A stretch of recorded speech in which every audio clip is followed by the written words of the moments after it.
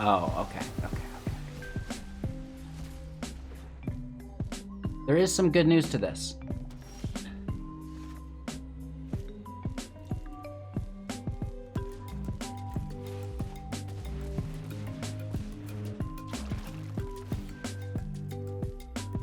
We get to eat his Uros. This is good.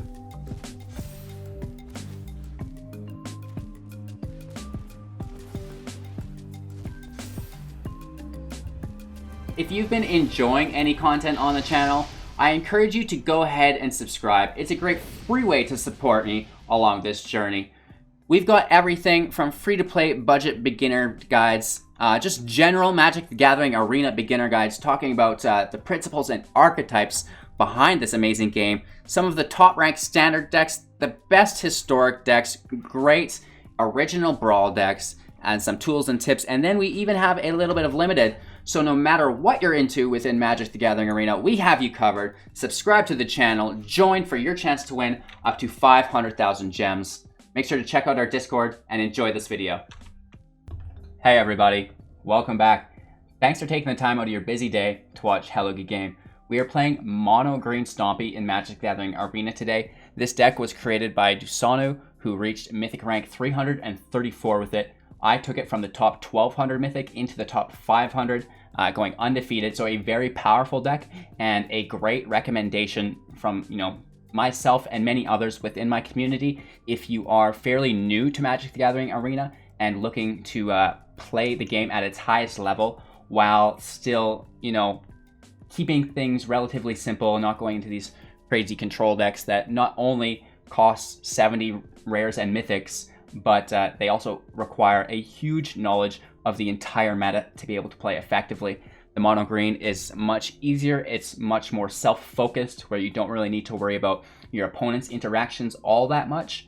You just play your creatures, smash down, and win games. It's as easy as that. So if you are looking to play this deck and reach Mythic, I really recommend that you guys try to get in for these Mythic qualifier weekends, which takes place September 12th and 13th of 2020.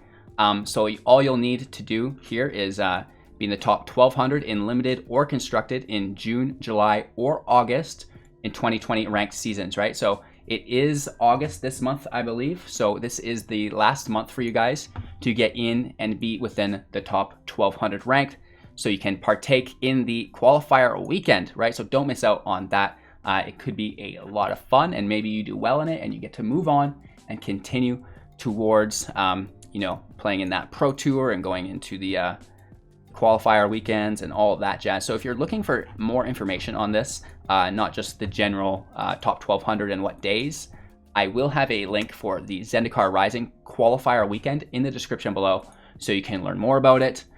If you are pushing rank, this is my recommendation to get you up into Mythic and through the top 1200. Don't quit playing games once you reach Mythic. You're going to want to keep pushing and just try to hold that win rate. The more games you can get under your belt, the better you will be when that final day comes and everybody's trying to push the rank as hard as they can, because it's not necessarily about the rank, it's about the rating behind the rank, which comes into play, overall wins, losses, etc., etc., etc. So the more of those you have, the better, because if you have, say, 60% win rate and someone else has a 60% win rate, if they have more games played than you, they will have a higher rank than you, just due to the way that whole algorithm works. And it's quite substantial. It's a lot to get into. You can check it out if you want. We can have a link for how the ratings work as well. With that all out of the way, though, back to the mono green deck that we're talking about today. As always, we're going to break down the deck list in its entirety. What do each of the individual cards do? Then we're talking strategies and synergies. How do all of those individual cards come together to form a coherent archetype that works really well together? Then we watch some gameplay footage where I break down all of the playlines and interactions between Mono Green Stompy and the rest of the meta that we can find, the environment. It's not enough to know how your deck works. You kind of need to know how it works against the other decks as well. Now, Mono Green does get away with this a little bit, like I said, where it's very self-focused and not super focused on, what decks it's playing. It's just trying to go ham out of the gates, which is great for beginners. And then we have my closing thoughts where we're, talking about future plans for the channel, etc., etc. So Without further ado, if you find any value within this video, I really encourage you to give it a thumbs up and share the channel out to a friend. It's a great free way to support the channel. We've got 4 copies of Pelt Collector. Now this is a great card. It does leave in rotation. However, it is going to be a staple of mono green in Historic forever. This card is not going anywhere anytime soon. So don't feel too bad about it if you have to pick up a copy or 2 of Pelt Collector to complete the deck, because like I said, it's going to be in Historic for a very long time. It's a 1/1, and whenever another creature you control enters the battlefield or dies, if that creature's power is greater than Pelt Collector's, put a +1/+1 counter on Pelt Collector. As long as Pelt Collector has 3 or more +1/+1 counters on it, it also will have Trample. And that's why it's so good, right? 4 copies of Stonecoil Serpent. This card is staying and is in a lot of decks right now. This is the anti-Ugin card. You get this above 3. Ugin's not going to be doing so much to you anymore because it is colorless. It has reach and trample is 0/0. Protection from multicolored, so is not only dodging Ugin's -X ability, but also dodges a lot of that multicolored removal. It enters the battlefield with +1 XX counters on it, so that's great. It's a scaling card. It can be cast for 1 mana. It can be cast for 7. Anywhere in between. Being able to use your mana efficiently and effectively every turn is a key component to winning these games. 4 copies of Primal Might, sorcery speed for 1+X, another scaling card. Target creature you control gets +X/+X until end of turn. Then it fights up to 1 creature you don't control. So you can cast it for 1 just for the fight, or you can cast it for 1+X to buff your creature so he doesn't die, or potentially just buff your creature so you can get a good attack in as well, right? On to our 2-drops. 2 copies of Ram through instant speed. Target creature you control deals damage equal to its power to target creature you don't control. If the creature you control has trample, excess damage dealt to that creature will be pushed to the controller of that creature instead, right? So if you have a 7/3 with trample and they only have 1 defense, that excess 6 damage will go in to your opponent, which is great. 4 copies of Scavenging Ooze. This is a staple mark of green decks, not only within this standard season, so the next year this is going to be in every green deck, but also throughout time in Historic. This card's not going anywhere. It will always be a pick within your green decks, no matter what format you're really playing. It's a 2/2. We can pay 1 green mana, exile target card from a graveyard. If it was a creature card, put a +1/+1 counter on it, and you gain 1 life. 4 copies of Barkhide Troll. Now this is another card that leaves. It's just an uncommon, so not that bad. And you know, it's actually not that bad. I can see this finding some play within Historic as the time goes on, just because a 3/3 for 2 is actually not so bad. And the fact that we can give it hexproof if we need to save it from removal is also pretty cool. So it enters the battlefield with a +1/+1 counter on it, which is what makes it a 3/3, and then we can pay 1 to remove a +1/+1 counter on it, giving it hexproof. 4 copies of Lovestruck Beast. This is a 5/5. We have Heart's Desire within it as well to create a 1/1 white human creature token, and that costs 1. It's sorcery speed. And the only downside here is Lovestruck Beast can't attack unless we control a 1/1. And, you know, the 1/1 white token that it makes is basically our only 1/1 unless we've got Stonecoil out for a 1/1 or a Pelt Collector that hasn't been buffed up yet. So you have to play your Pelt Collector after your Beast. So the only downside is you might not have him being able to attack, but he can always defend, which is great. We have Gemrazer, reach, trample, mutate only for 3. The creature costs 4. It's a 4/4. And whenever this creature mutates, destroy target artifact or enchantment an opponent controls. 2 copies of Questing Beast. This is a 4/4, a staple mark of any green deck, so don't worry about spending wildcards here. Vigilance, Death Touch, Haste. Questing Beast can't be blocked by creatures with power 2 or less. Combat damage that would be dealt by creatures you control cannot be prevented, and whenever Questing Beast deals combat damage to an opponent, it deals that much damage to a planeswalker they control as well. 2 copies of Vivien, Arkbow Ranger, a legendary planeswalker coming in with 4 loyalty, +1 distribute 2 +1/+1 counters on up to 2 creatures that you control. They gain trample until the end of turn, so you can put them on 1 creature and it'll get 2 of them, or you can put 1 on each. -3, target creature you control deals damage equal to its power to target creature or planeswalker. That's amazing. -5, you may choose a creature card you own from outside the game, reveal it, put it into your hand. And of course we are playing traditional, so we've got the sideboard, so we could potentially do this -5 if we want as well. But more than likely we'll just be using the plus ability, and if we need to remove something, then the -3. On to the Great Henge. This costs 9, however, it costs X less to cast, where X is the greatest power among creatures you control. We can tap it, add 2 green mana source, gain 2 life, and whenever a non-token creature enters the battlefield under our control, put a +1/+1 counter on it, and draw a card, which is crazy. These spells are accompanied by 4 Castle Garenbrigs, tap for 5, add 6 green mana, and 20 forests. Of course, we are playing traditional today, which means best of 3. We've got the sideboard up for you guys. 2 copies of Ranger's Guile for 1 instant speed. Target creature you control gets +1/+1 and gains hexproof until end of turn. Heroic Intervention for 2 instant speed. Permanents you control gain hexproof and indestructible until end of turn. 2 additional copies of Ram Through. 1 copy of Garruk's Harbinger, hexproof from black, 4/3, 3 mana cost. Whenever Garruk's Harbinger deals combat damage to an opponent or planeswalker, look at that many cards from your top of the library. You may reveal a creature card or a Garruk planeswalker card from among them, put it into your hand, and then the rest on the bottom of your library in a random order. Occame Adversary, Death Touch 2/3 for 4. However, it costs 2 less to cast if your opponent controls a green permanent. Whenever it deals damage to a player, draw a card. 2 additional copies of Questing Beast, 3 copies of Shifting Ceratops, a 5/4 for 4. Cannot be countered, has protection from blue. We can pay 1 green mana source to give it reach, trample, or haste until end of turn. And then a single copy of Vivien, Monster's Advocate, legendary planeswalker, coming with 3 loyalty. You may look at the top card of your library at any time, and we can cast creature spells from the top of our library. +1, create a 3/3 green beast creature token, put either Vigilance, Reach, or Trample on it. At -2, whenever you cast your next creature spell this turn, search your library for a creature card with lesser converted mana cost and put it into the battlefield, which is actually pretty broken. So that's the deck list. You know, it's just classic green Stompy. Let's get right into the deck's strategies and synergies. What's our ideal opening hand? What are our ideal opening plays on curve, etc., etc. So let's get right into opening hand. And now this is one of the good things about this deck is it's not a combo deck. It's not like you need these 4 specific cards in a row to have any luck. There's multiple directions you can kind of go to get to your objective, and that's great. So obviously, opening hand, I love Pelt Collector. Pelt Collector is something that's really good early game. Late game, not so hot. Late game, the Pelt Collector will only turn back on your Lovestruck Beast so he can attack, and it can trigger your Great Henge. Other than that, Pelt Collector is a great card to open up the game with in your starting hand. I also love copies of Stonecoil Serpent in our hand. You know, we can play this early. If we don't have a Pelt Collector, we can save it, play it later if we do.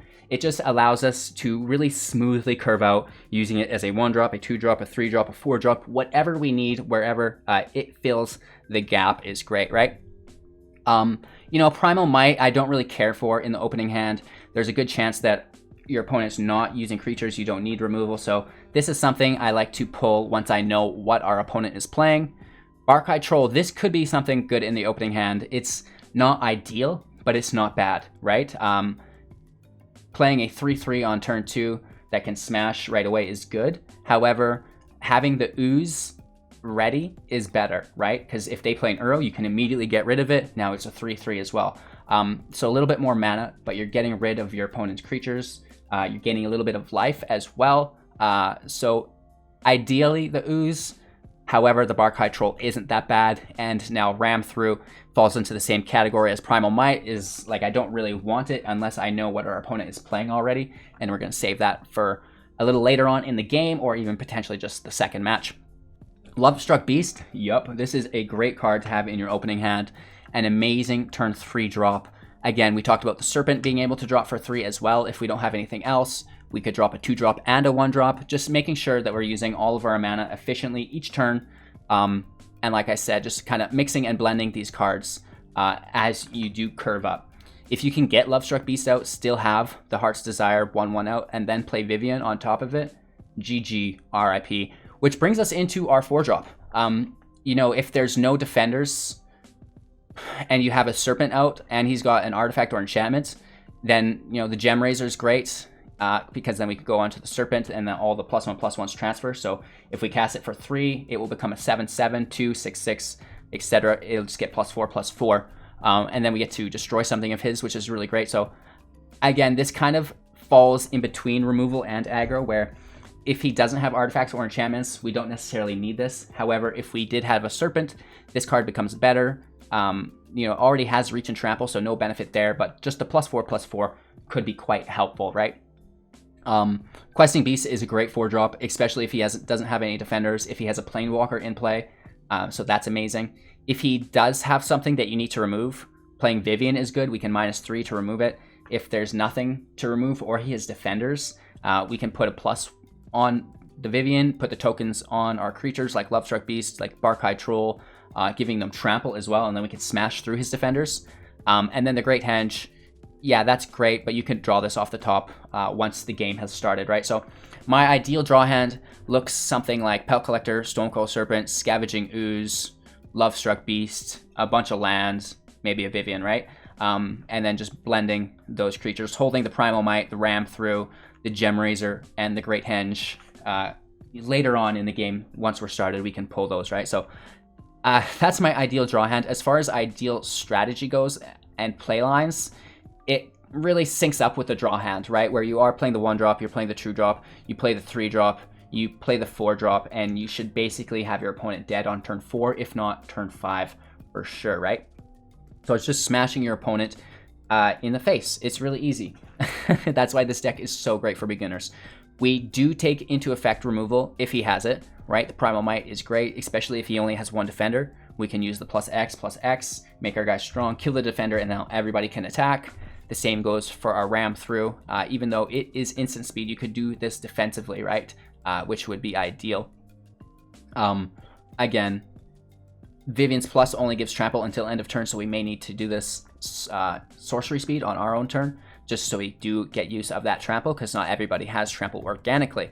However, there are plenty of things like the Serpent, the Pelt Collector, you know, Gemrazer. Lots of things do have trample. Getting the Great Henge out is amazing. The 5/5 Lovestruck Beast is a great way to reduce the cost of it, and then you're only paying 4 for it. It comes into the field, and we already have 2 mana, and it's a draw engine.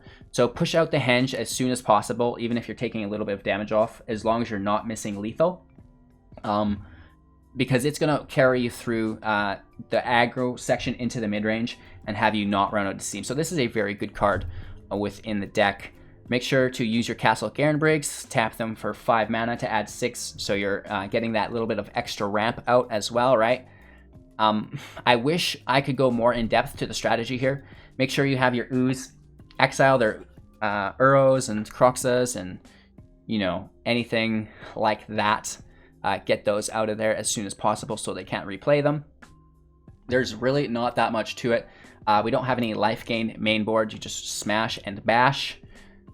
With that all out of the way, let's talk about the sideboard a little bit. And now my general strategies within the sideboard personally is it a creature-based deck? Is it a control-based deck? Is it in the middle, right? So if it's a creature-based deck, maybe we put in more removal. If it's a non-creature-based deck, we take out all of our removal, right? So that's my main thought that I first go to.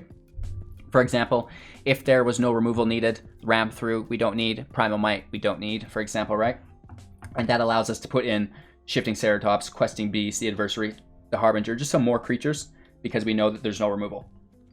Again, we can go the opposite way. Maybe he doesn't have so much creatures, and he also has like so maybe not quite the opposite way, but a similar way where he has lots of removal, right? So maybe he is a removal deck. In that case, we want to keep protection or disruption. So if he has the removal, he probably doesn't have creatures a lot, or maybe it's a balance, in which case it does get a little tricky where we're needing to balance protection or disruption along with our own removal and then the rest of our deck. So that is the messiest way to go. Obviously, it's easiest if there is all creatures or no creatures, and then our decision-making process is really simple. It's like, okay, we take out all of our removal and we put in all of our disruption, vice versa as well. But when it's in the middle, right, like some of these mono black decks have creatures and removal, that's where it gets a little bit tricky, where you still need your removal for his creatures, but then you also need disruption, like Heroic Intervention or Guile, to protect you from his removal. So those are the trickiest sideboards for me. It's really easy. Again, like I said, if it's all creatures or no creatures, you know, you sideboard in removal for disruption. But if it is kind of that middle ground, it gets a little weird, where these specifics of the cards come more into play. Like if he has blue or is playing a counterspell, obviously Shifting Ceratops comes in. Black removal, Hexproof from black is really going to help us as well. If he has a creature heavy deck, like I said, just more removal, or the disruption if he's a control style or removal deck. And yeah, it's pretty specific based on the deck you're playing. And right now, with the banning of Teferi, Wilderness Wreck, Cauldron Familiar, the meta is kind of still up in the air. It's not really determined what it is, and people are trying different things. Mono Green didn't get touched by the bans at all, so it's still very powerful. but you know, there's a lot of other new decks coming to the surface, which is great. So that makes sideboarding a little bit harder to make a concrete guide for. It's not a tournament where you only see 4 or 5 decks and those sideboard guides are cemented in play. So let me know what you guys think of the sideboard, if there's any specific matches where you really like, you know, those sideboard interactions, like, oh, I play Esper Doom or whatever, and I have to take in the Harbinger, for example, because of this. So make sure to state your reasonings. That'll always make our conversation a lot friendlier rather than just yelling. With that being said, you guys, I don't really have too much more to say other than this green deck is powerful. It will smash your opponents to the point they don't want to play this game anymore. Our biggest weakness, I think, is Extinction Event. So try to stay mindful of your mana costs, your evens and odds. Try to put 2 evens out and 2 odds out. So if he does Extinction Event, you get to keep half of your creatures and can continue the damage output. Don't play your whole hand that's all even on the field, because he will wipe you and he will love it, or they will love it. It's not always a he, right? Yeah, so with that all being said, I hope you found some value within this butchered deck tech, you guys. It's been a long morning. Thanks for watching. We're live on YouTube every morning, 6 a.m. Mountain Standard. At 7 we go on Twitch, and then back again on YouTube at 6 p.m. So come say hello. I'd love to have you. We're in the Discord all day as well. Links for everything is in the description below. Make sure to check out Magic the Gathering Arena Assistant for all of the in-game information that you've always wanted but haven't had available to you within Magic the Gathering. We've got everything from your collection, you know, some of the top decks, the rankings within Aether Hub, so you can see these other content creators, not just myself, etc., etc., etc. There's even all of these videos. You can see myself over here. So it's a great place to get ideas if you're new to the game. And again, link for that is in the description below. Enjoy today's mono green Stompy footage within Mythic. I hope you are all having a great day. Big shout out to our financial support on Twitch, Patreon, and YouTube, making all of this possible. Thank you so much. And of course, you simply for your time and attention. We'll be back at the end of the footage for our closing thoughts, so don't forget to watch to the end. Enjoy. No land, we have to toss it. Keeping 6. Tossing the henge.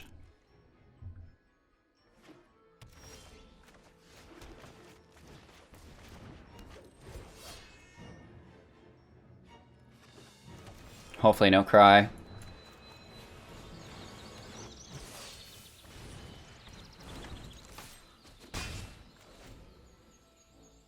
Into Lovestruck Beast, and then our Grazer.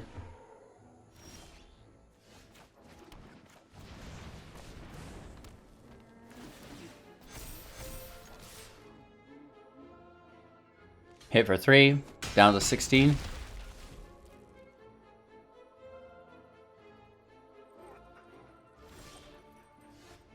Looks like he whiffed. Could have a counterspell here. No, good game. No counterspell, I guess. So he's playing Salt Eye Ramp, for sure. So our Ooze is nice. We want to keep that. He probably has removal. We might want our Invention.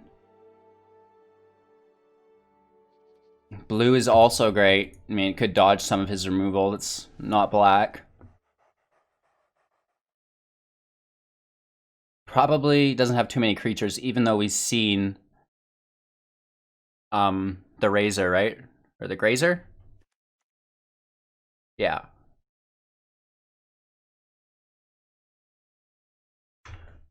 Hexproof could be good, right? Let's toss 2 Primal Mights for 2 Guiles. The Hexproof on the Troll is good. Protection from black is good with our Harbinger.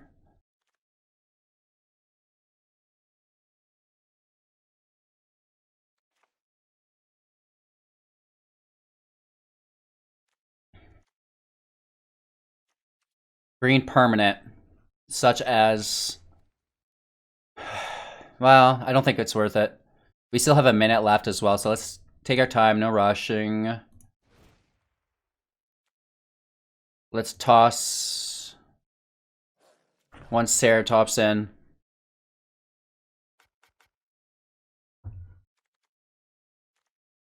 And I don't think we need Primal Might. But we should keep if we don't need it. Yeah, we should be keeping that Primal Might and tossing our Ram through, if anything, right?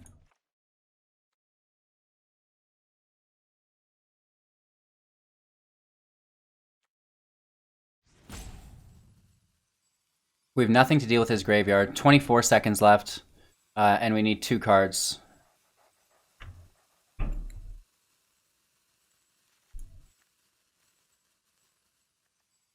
Let's take some protection. 10 seconds. Pushing our luck.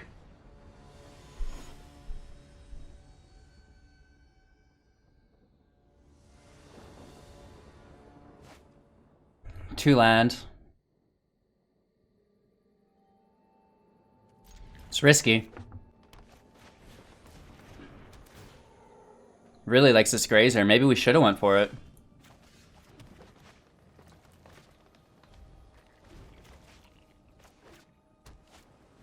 Oof. Okay. Not good.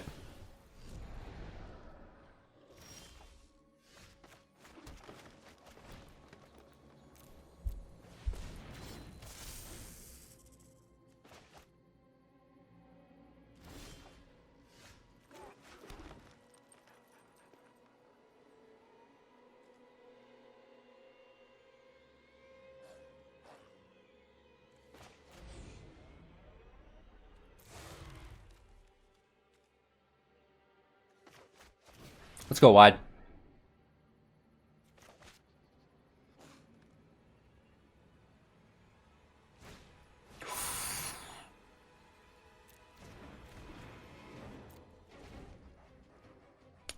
Aether Gust.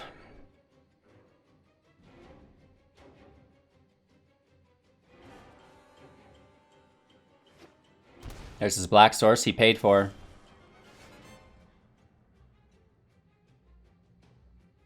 Which is a bummer.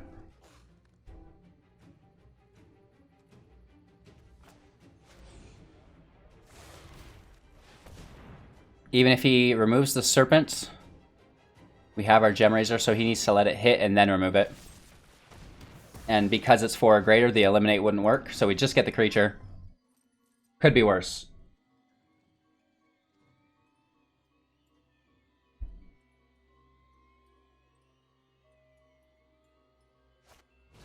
There's an event. We're both gone. Oh no, he's odd. Woof. Not looking good. He's just trying to build to his Uro. We really need that Ooze to snag it.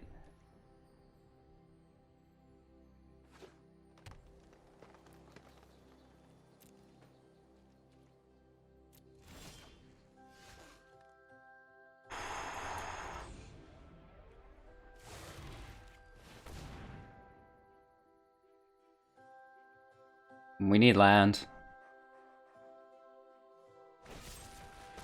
Heartless Act. So he could have waited and got them both because there wouldn't have been any tokens. So he could have killed both of those for one spell. He kills it anyways, so that just like generally sucks for us, but could have been a lot better for him. And now, you know, he's got that Uro ready to smash, etc. Not good. Not good, not good, not good. And he's at 25. We've got a Henge. Only 3 lands though, and no bodies.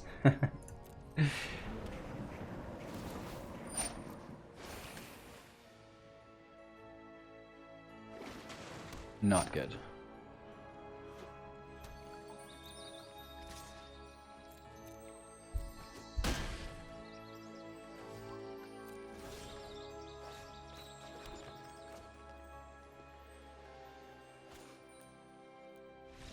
Good game.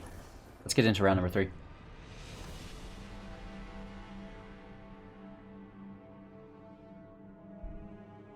So, Heartless Act eats the Lovestruck Beast really well.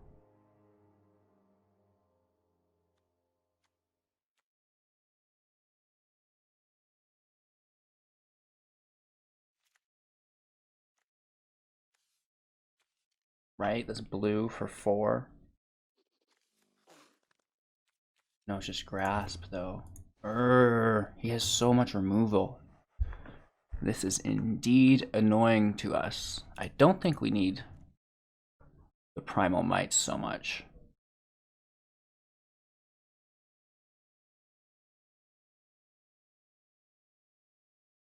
Questing Beast gets picked up pretty easily by Aether Gust.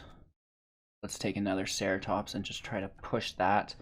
Questing Beast always so falls prey to Enter the God Eternals, right? So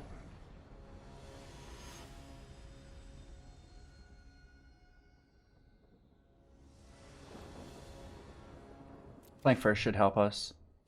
That's a lot of land, and we go right to our Ceratops.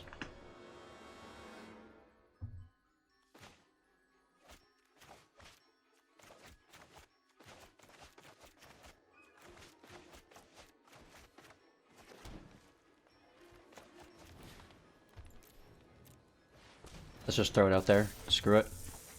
Hopefully we pick up a 2-drop. And a 3-drop. What? If this doesn't win us the game, I don't know what will.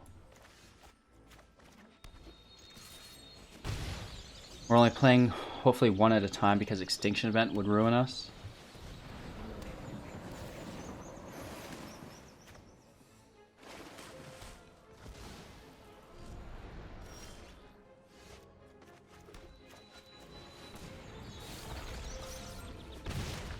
Protection from blue does help a lot. They're both even though X counts as 0. So hopefully we can pull an Extinction Event and then just play in afterwards. Or hopefully he doesn't have one. Better yet. Doesn't have one, we pull a Vivien next turn. I could get down with that. Another Uro. Untapped island, we have to worry about Aether Gust. Yep. Does Aether Gust work on Shifting Ceratops as it's coming into play? It is blue and it has protection from blue, but does that only count when it's in play?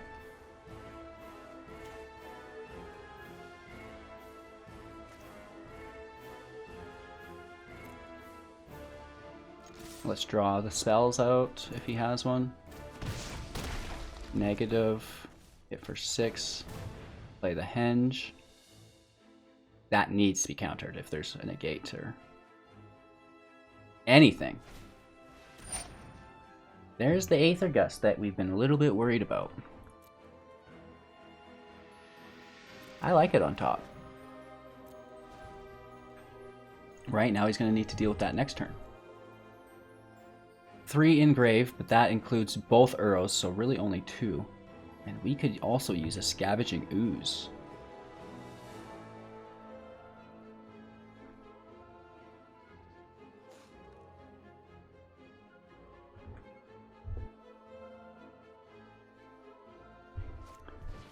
Nissa in play. Annoying, and I hate it. I protect that which cannot protect itself. Okay. Rise, my elemental friend. So the extinction events will hit even on these lands. So I'm actually not really concerned about that anymore. So we're going to play into our Ceratops.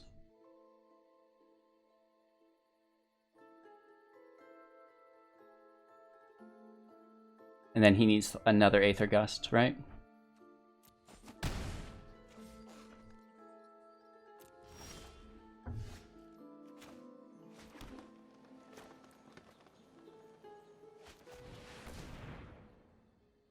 That would tap his land and give us the attackers, though.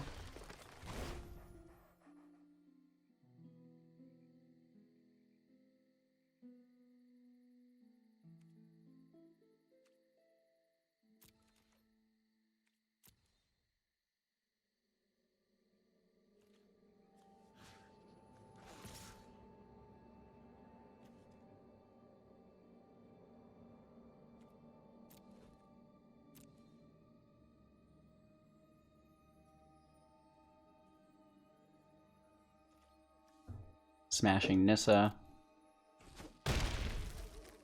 Stop!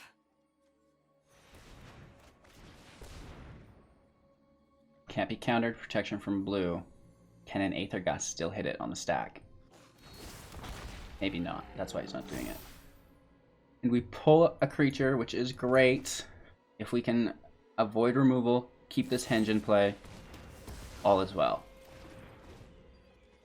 Ceratops dodges the Eliminate.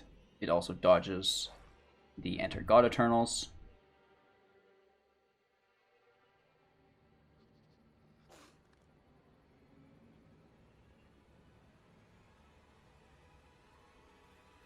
It's not a good position, right?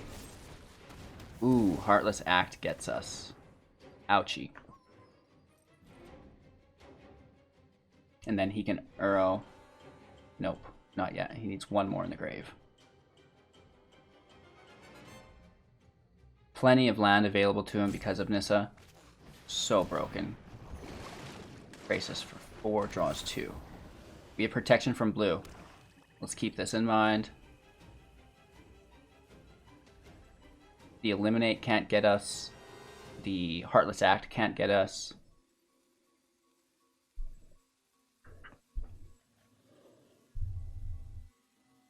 We can kill Nissa or hit for 12. Probably should just kill Nissa, right?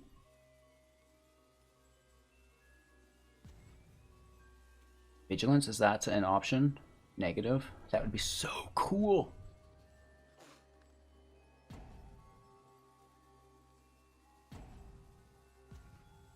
So he's chilling, he's thinking about it. Right? Looking up our stream, try to find us, because he doesn't want to lose his rank. Oh gosh. Welcome, Vimixon. It's good to have you. You've been having a great match. Feel free to subscribe, donate, all those good things. All right, we're good to go, and let's hit it for our boy. Hopefully we can just keep drawing creatures. Some sort of removal is great as well. He's probably fully triggered by this shifting Ceratops, right? How in the heck did he top deck 3 of those, he's saying. And in all honesty, I don't know, bro. It just happened, you know what I mean? So we get the counter, which is awesome. We draw a card, which is also awesome. We should have been doing this as well. Oops.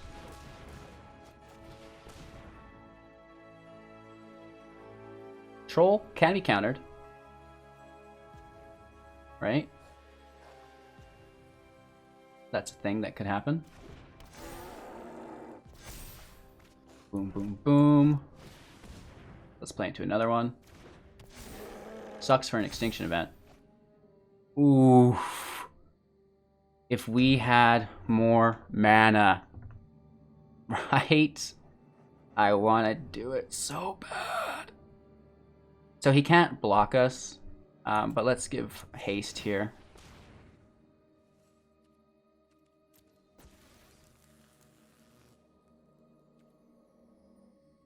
And, I mean, I guess it doesn't matter, but we may as well throw Trample on as well.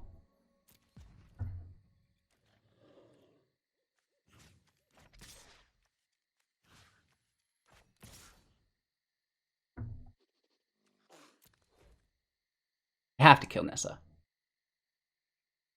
Okay, for 6, down to 11. I am in need The 2 of 4/4 rest. trolls actually stop the land, which is nice. And I'm absolutely going to keep that Henge on top. It's been doing wonders for us. So he's ready to play an Uro, which sucks.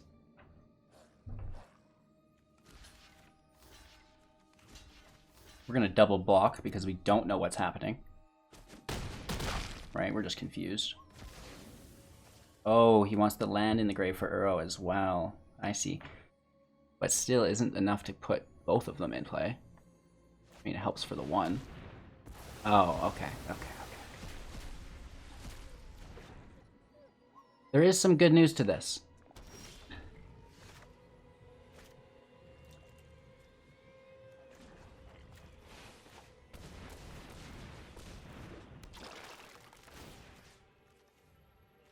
We get to eat his Uros. This is good.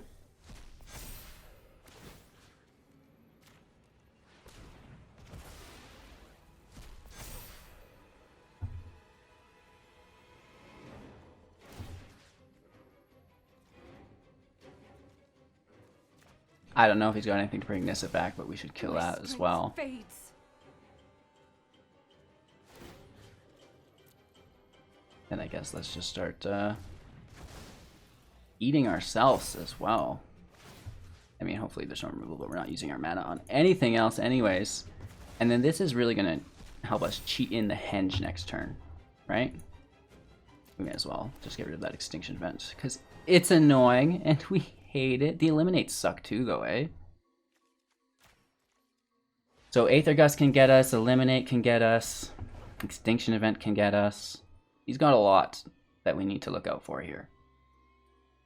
Luckily, we can play the Henge, I hope. Oh, gross. There goes the Henge stream.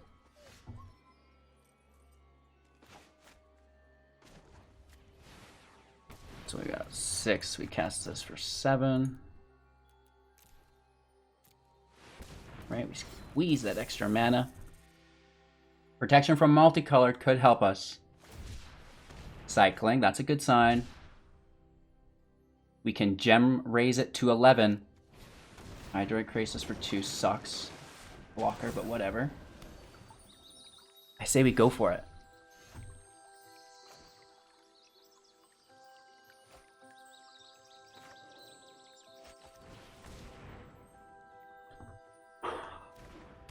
Or we just draw. Just draw. We should maybe activate the Henge here. Stupid one.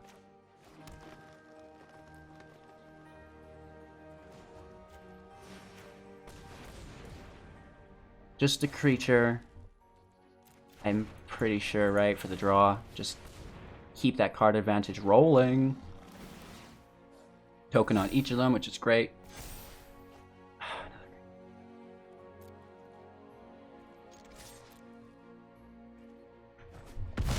No block, down to 5. He needs to wipe us. We should have kept the Gemrazer in hand, just in case he has an Extinction Event. We are even, odd, even, even. So we'll be left with a 3-3, which actually wouldn't be that bad.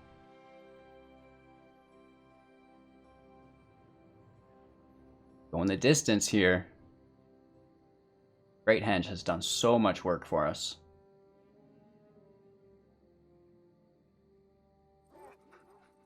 Good game. Oh, are you serious? Oh, why did he drop Ugin? Didn't the...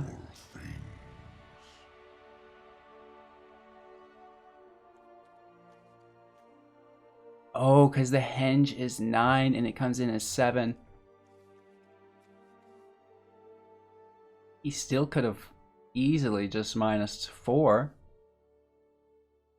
Right? I would have played that out a little bit longer. What do you guys think? Would you have -4 on this Ugin? Oh, the Serpent, though, is colorless and cannot be minused by Ugin. I see, I see, I see. Good game, my friend. The more you know. A lot of land, but we'll keep it. We love the Ooze, and you know that there's like 4 Uros in here. Ooh. That's a lot of land.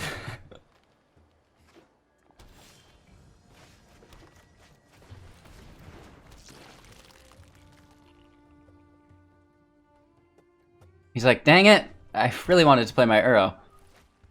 He still goes for it. Don't mind if I do.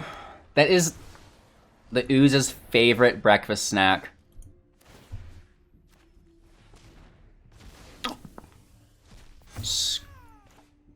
Scrummy.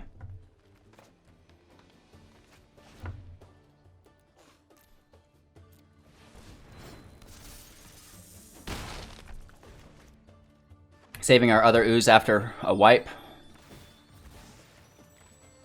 Extinction event hurts here so bad.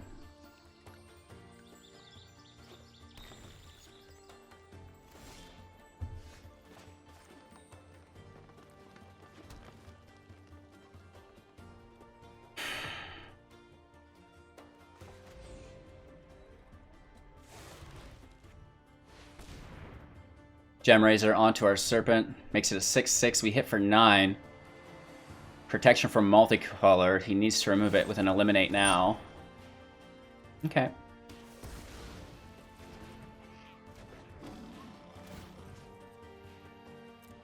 We can take our own Serpent away.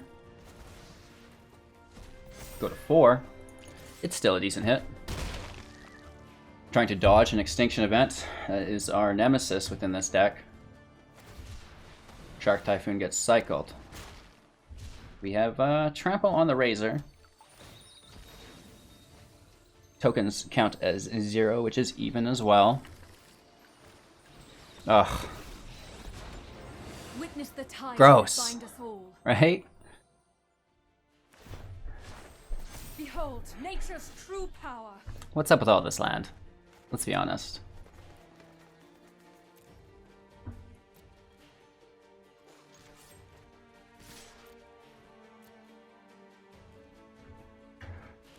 We swing in.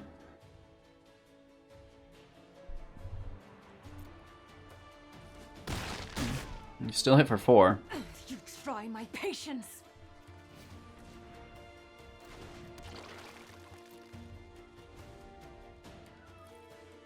It's a lot of land, right? No henge, like, we need a little bit more to work with here.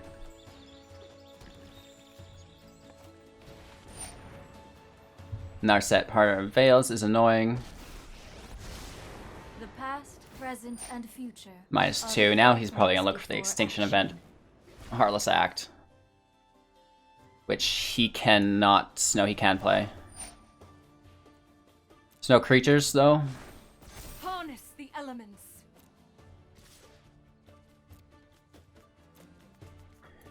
Oh. It's for 6. Then he can remove us.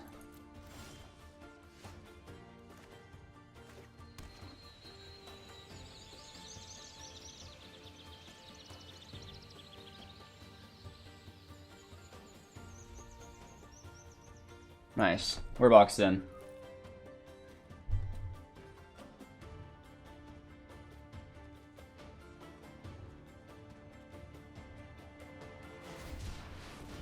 That is a huge cycle.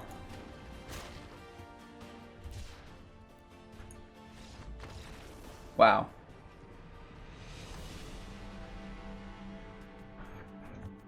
So that was annoying.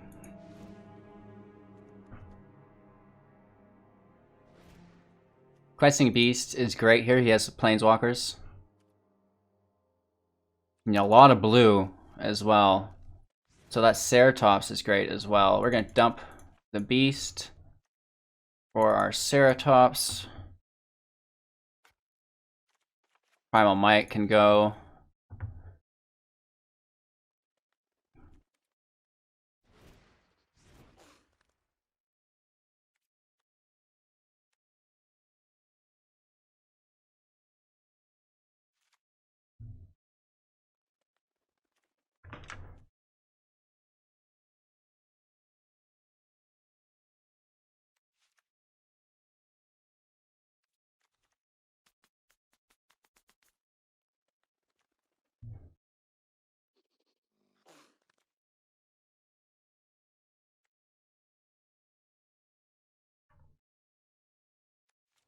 Alright. Let's do our best to smash through. We're on the play, which is always great.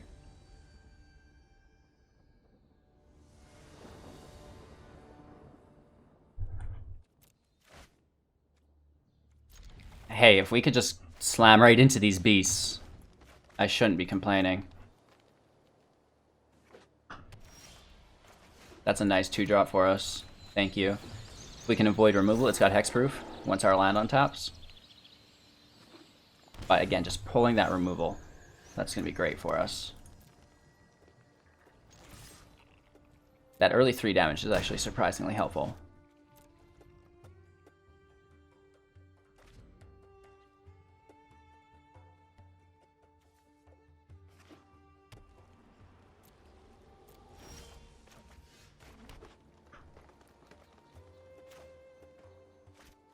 Beast can get removed because we have another copy of it.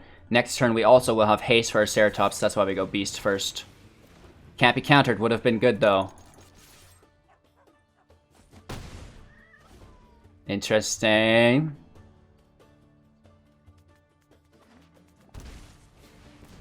Okay.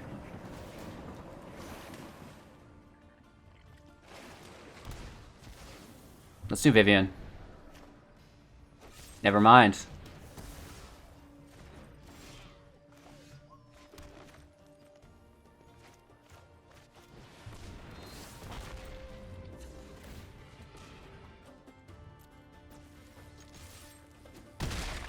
Down to 6. We are so close. Hey, that's fine.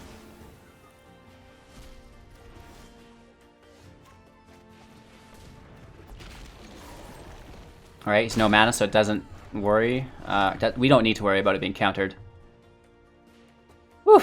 On the play. Getting the win.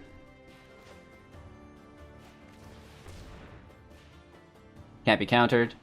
He can remove the beast. Oh, he can Aether Gust it. Nice. And does he have removal here? No way.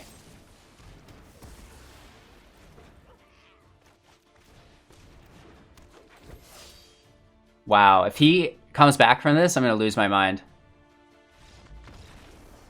He almost did. Holy.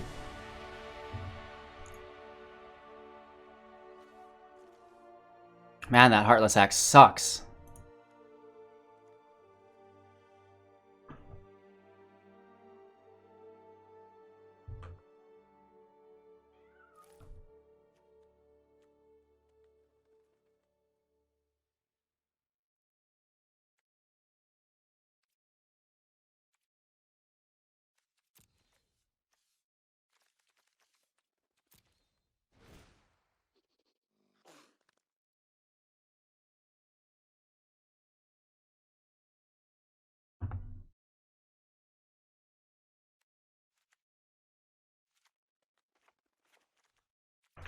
Let's take a little bit more protection.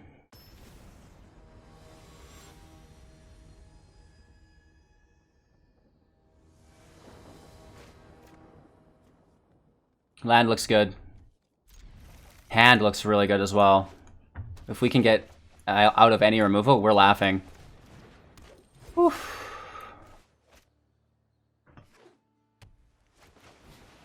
Nice. Ceratops is gone. Could take the henge, but definitely Ceratops. He's really thinking about it. I like to hide it from him, right? It's like, can't get it. They always get it, though.